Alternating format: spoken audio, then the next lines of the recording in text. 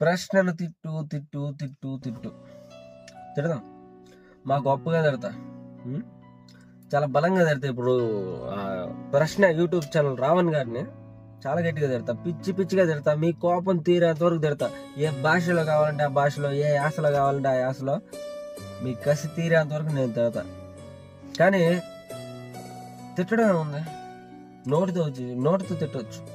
కానీ తను అడిగిన ప్రశ్నలకు సమాధానం అనేది దీంతో చెప్పాలి. ఇది ఉందా అంటే ప్రశ్నను తిట్టు అంటారు. అసలు దేనికి తిట్టాలి ప్రశ్నని? రావణ్ గారిని ఎందుకు తిట్టాలి? ప్రశ్నించినందుకే తిట్టాలైతే ఇప్పుడు నాకు ఓ డౌట్, దాన్ని మన ప్రియతమ జన సైనికులు ఈ యొక్క ప్రశ్నను రావణ్ గారిని తిట్టే వాళ్ళకు నా యొక్క ప్రశ్నలు, ముఖ్యంగా ట్విట్టర్లో ఫ్యాన్ వార్ చేస్తూ ఉంటారు చూడండి పెద్దన్నలు, వాళ్ళకి నా యొక్క క్వశ్చన్ ఏంటంటే, మనం జనసేన పార్టీ ఎందుకు పెట్టాల్సి వచ్చింది? అసలు దేనికి పెట్టాం? ఏ ఆశయాల మీద పెట్టాం? ఏ సిద్ధాంతాల కొరకు పెట్టాం? ఏ స్లోగన్తో మన పార్టీని ముందుకు తీసుకొచ్చాం?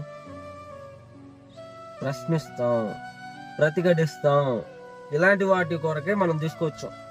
ఇలాంటి వాటి మీదే మనం పార్టీని రన్ చేసుకోవచ్చు 10 సంవత్సరాలు.